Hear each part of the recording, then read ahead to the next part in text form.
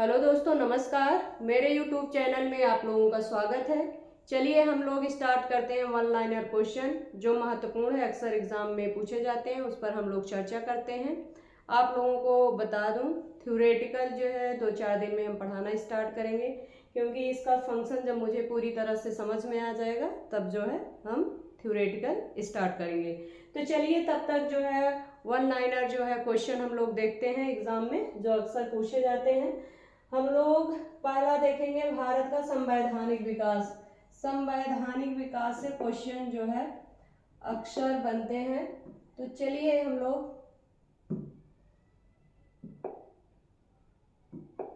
भारत का संवैधानिक विकास, भारत का संवैधानिक विकास वन लाइनर क्वेश्चन है। आप लोगों से जो है हम क्वेश्चन पूछेंगे, आप लोग आंसर भी बताइएगा। अगर नहीं आएगा तो मैं बताऊंगी आप लोगों का आंसर क्या होगा।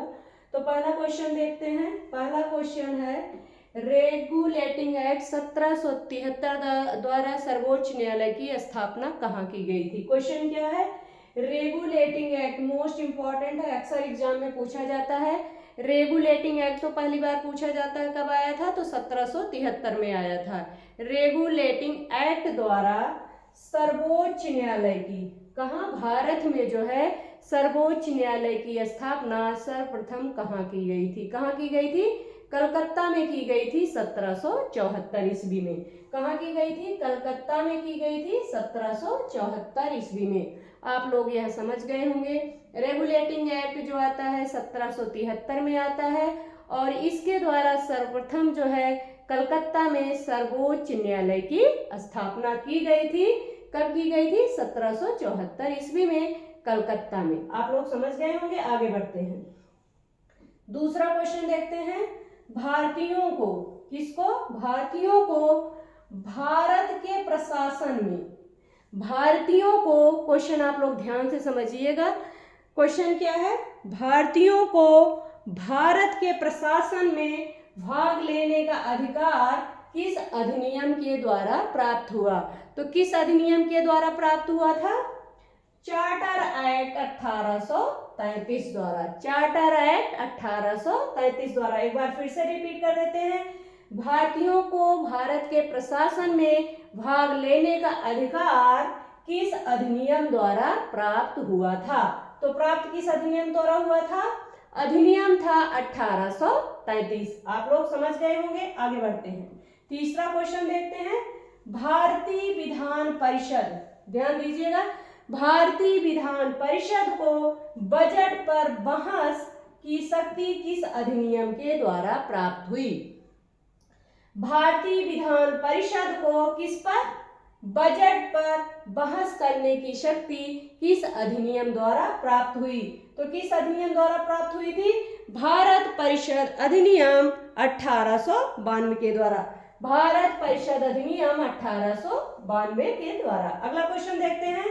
केंद्रीय विधानमंडल, केंद्रीय विधानमंडल सर्वप्रथम किस अधिनियम द्वारा द्विसदनी बनाया गया? केंद्रीय विधानमंडल सर्वप्रथम किस अधिनियम द्वारा द्विसदनी बनाया गया? तो अधिनियम क्या था? 1919 का भारत शासन अधिनियम। क्या था? 1919 का भारत शासन अधिनियम। आप लोग समझ गए होंगे। आगे बढ़ते हैं। भारत के राष्ट्रपति को अध्यादेश निर्गत करने की शक्ति मूलतः किस अधिनियम से प्रेरित है? क्वेश्चन क्या है? क्वेश्चन क्या है? भारत के राष्ट्रपति को अध्यादेश निर्गत करने की शक्ति मूलतः किस अधिनियम से प्रेरित है? तो अधिनियम कौन सा था? भारत शासन अधिनियम 1935। आगे बढ़ते हैं हम लोग।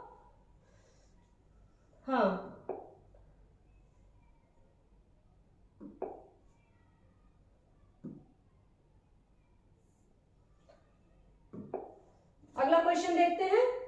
अखिल भारतीय संघ, ध्यान दीजिएगा आप लोग, अखिल भारतीय संघ स्थापित करने का प्रावधान किस अधिनियम में किया गया था? अखिल भारतीय संघ की स्थापित करने का प्रावधान किस एक्ट में किया गया था? किस एक्ट में किया गया था? भारत शासन अधिनियम 1935। भारत शासन अधिनियम में क्या किया गया था? अखिल भारतीय संघ स्थापित करने का प्रावधान किया गया था। भारत के संविधान में केंद्र और राज्यों के मध्य किया गया शक्तियों का विभाजन भारत सरकार अधिनियम 1935 पर आधारित है। जो केंद्र राज्य की शक्तियां और राज्य की शक्तियों का जो अलगाव किया गया था वह किसके माध्यम से किया गया था? 1935 के भारत शासन अधिनियम के माध्यम से किया गया था। आप लोग समझ गए होंगे। आगे बढ़ते हैं। एक निर्वाचित संविधान सभा द्वारा भारत का संविधान का निर्माण करने का प्रस्ताव किसके द्वारा किया गया था? किसके द्वारा किया गया था? एक निर्वाचित संविधान सभा द्वारा भारत के संविधान का निर्माण करने का प्रस्ताव किसके द्वारा किया गया था? आंसर क्या होगा? Cripps mission. कुछ लोग क्या मारते हैं? कैबिनेट मिशन मारते हैं। आंसर क्या होगा? क्रिप्स मिशन के माध्यम से किया गया था। किसके माध्यम से? क्रिप्स मिशन द्वारा किया गया था। आगे बढ़ते हैं। भारतीय संविधान सभा का गठन किसके अंतर्गत किया गया था? भारतीय संविधान सभा का गठन किसके अंतर्गत किया गया था? किसके अंतर्गत किया गया था? कैबिनेट मिशन 1946 के अंतर्गत किया गया था। किसके अंतर्गत? कैबिनेट मिशन 1946 के अंतर्गत क्या किया गया था? संविधान सभा का गठन किया गया था। मोस्ट इंपॉर्टेंट है, क्वेश्चन पूछा जाता है। कैबिनेट मिशन द्वारा प्रस्तुत योजना के अनुसार संविधान सभा में प्रांतों से प्रतिनिधियों का निर्वाचन किस अनुपात में था? एक बार फिर से समझिएगा। कैबिनेट मिशन द्वारा प्रस्तुत योजना के अनुसार संविधान सभा में प्रांतों से प्रतिनिधियों का निर्वाचन किस अनुपात में था? किस अनुपात में था? 10 लाख की जनसंख्या पर एक सदस्य। कितनी जनसंख्या पर? 10 लाख की जनसंख्या पर एक सदस्य का निर्वाचन होना था। आप लोग यहां तक समझ गए होंगे। आगे बढ़ते हैं। हाँ,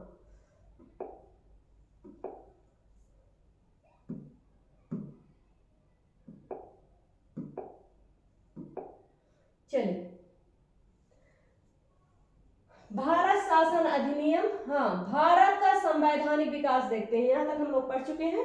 भारत का संवैधानिक विकास देखते हैं। इसको 2 पार्टों में बांटा जाता है। पहला जो है ईस्ट इंडिया कंपनी के अंतर्गत, दूसरा जो है किसके अंतर्गत? ब्रिटिश क्राउन के अंतर्गत। दूसरा किसके अंतर्गत? ब्रिटिश क्राउन के अंतर्गत। पहला जो है ईस्ट इंडिया कंपनी के अंतर्गत कौन कौन से अधिनियम आते हैं, पहले तो इसको समझ लेते हैं।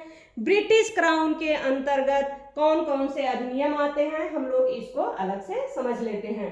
क्वेश्चन पूछा जाता है, ध्यान दीजिएगा आप लोग। ईस्ट इंडिया कंपनी के अंतर्गत पहला अधिनियम कौन सा आता है?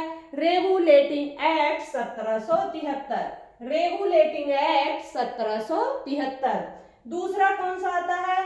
Pitt's India act 1784। Pitt's India act 1784 किसके अंतर्गत आता है? ईस्ट इंडिया कंपनी के अंतर्गत आता है। तीसरा देखते हैं charter act 1793। Charter act 1793। Charter act 1813। Charter act 1813। Charter act 1833। Charter act 1853। पहला कौन सा है? Regulating act 1773। दूसरा कौन सा है? Pitt's India act 1784। तीसरा कौन सा है? Charter act 1793। चौथा कौन सा है? Charter act 1813। पांचवा कौन सा है? Charter act 1835। Charter act 1853।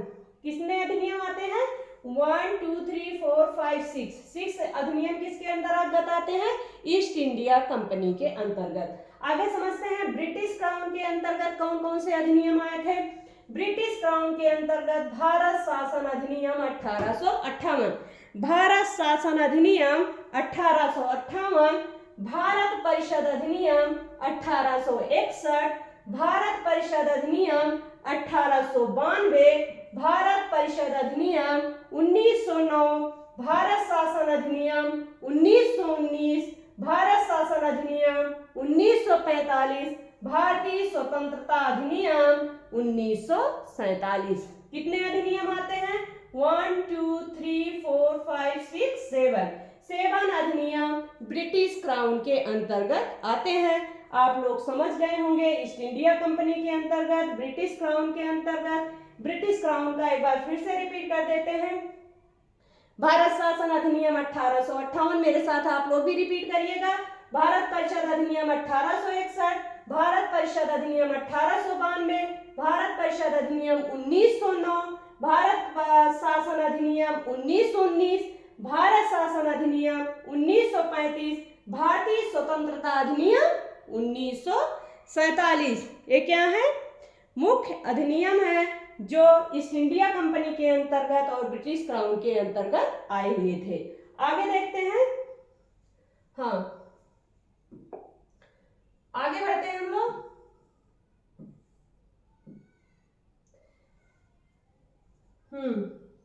Question क्या है? केंद्र में द्वैध शासन व्यवस्था किस अधिनियम द्वारा लागू की गई थी? केंद्र में द्वैध शासन व्यवस्था किस अधिनियम द्वारा लागू की गई थी? केंद्र में द्वैध शासन व्यवस्था अधिनियम किसके अंतर्गत लागू की गई थी? केंद्र में द्वैध शासन व्यवस्था किस अधिनियम के द्वारा लागू की गई थी?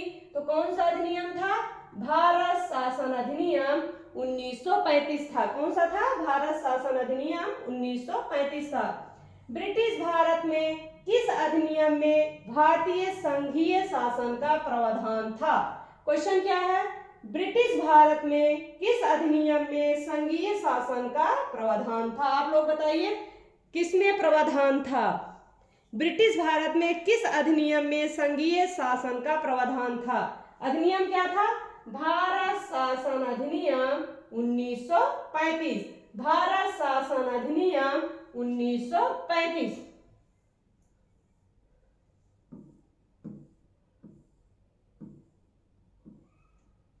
हाँ, हम लोग यहां तक पढ़ चुके थे। 10 लाख की जनसंख्या पर एक सदस्य। इससे आगे देखते हैं।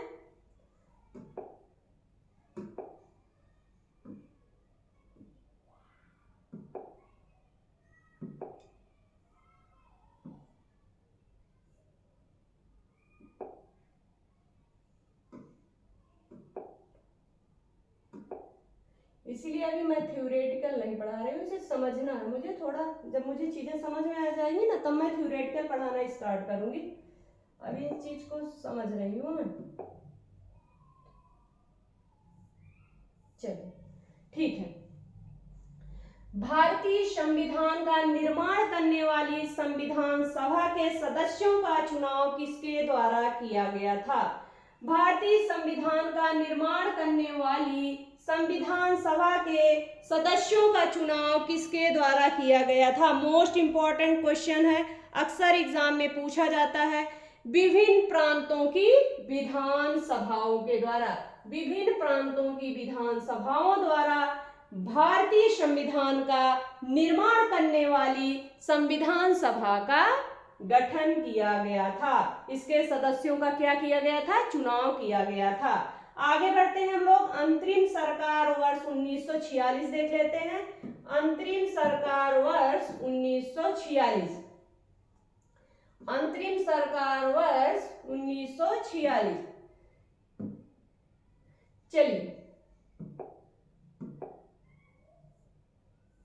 चलिए पहला देख लेते हैं सदस्य, दूसरा देख लेते हैं धारित विभाग। सदस्य धारित विभाग। जवाहरलाल नेहरू, बताइए आप लोग, जवाहरलाल नेहरू को कौन सा विभाग मिला था? अंतरिम सरकार 1946 के अनुसार क्वेश्चन पूछा जाता है। आप कोई भी एग्जाम दें, वहां जो है ऐसे क्वेश्चन पूछे जाते हैं। मोस्ट इंपॉर्टेंट क्वेश्चन है। अभी जो है इस पैनल को थोड़ा मुझे समझना है, थोड़ा मैं समझ रही हूँ। जब मुझे जो है पूरी तरीके से समझ में आ जाएगा, तब मैं जो है थर्ड पढ़ाना स्टार्ट करूंगी। ठीक है, अभी थोड़ा आप लोग इसको समझते चलिए। मोस्ट इंपॉर्टेंट है, जितना आप लोग पढ़ेंगे उतना जो है यहाँ से जो है एग्जाम में ज्यादा क्वेश्चन पूछे जाते हैं।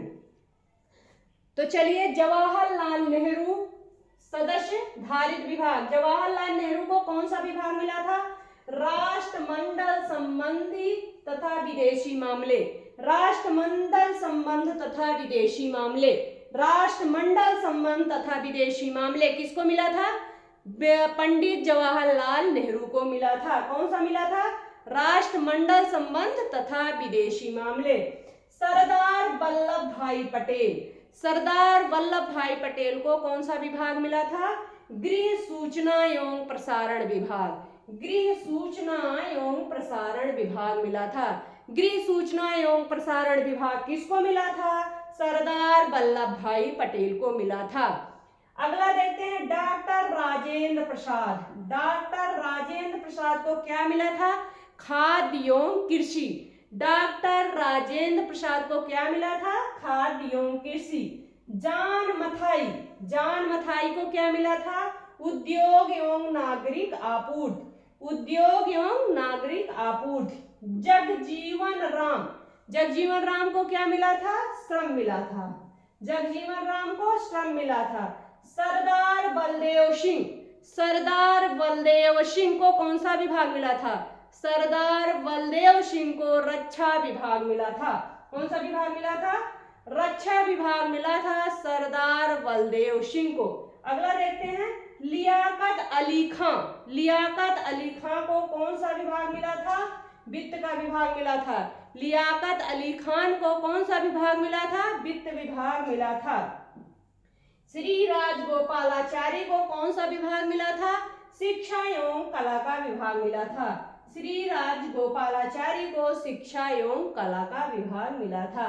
यह था अंतरिम सरकार वर्ष 1946 में जो विभाग मिला था, वही आप लोगों को जो है मैंने यहाँ पर सारा लिखवा दिया, आप लोग लिख लीजिएगा। आगे बढ़ते हैं।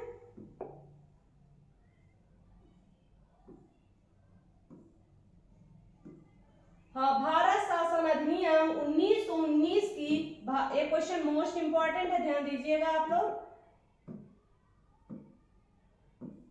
भारत शासन अधिनियम 1919 की समीक्षा करने के लिए वर्ष 1927 में साइमन कमीशन का गठन किया गया था। क्वेश्चन क्या बनता है? भारत शासन अधिनियम 1919 की समीक्षा करने के लिए किसका गठन किया गया था? तो किसका गठन किया गया था? वर्ष 1927 में साइमन कमीशन का गठन किया गया था। किसका गठन किया गया था? साइमन कमीशन का गठन किया गया था। आप लोग समझ गए होंगे। यह हम पढ़ा रहे हैं आपको, एनसीईआरटी का सार पढ़ा रहे हैं, एनसीईआरटी का सार पढ़ा रहे हैं, जो अक्सर एग्जाम में क्वेश्चन जहां से पूछे जाते हैं। आगे बढ़ते हैं हम लोग। हाँ, चलिए,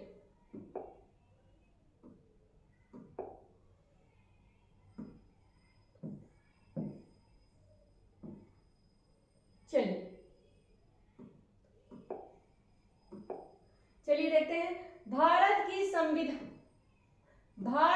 संविधान सभा की पहली बैठक कब हुई थी? भारत की संविधान सभा की पहली बैठक कब हुई थी? पहली बैठक कब हुई थी? भारत के संविधान सभा की बैठक 9 दिसंबर 1946 ईस्वी को हुई थी।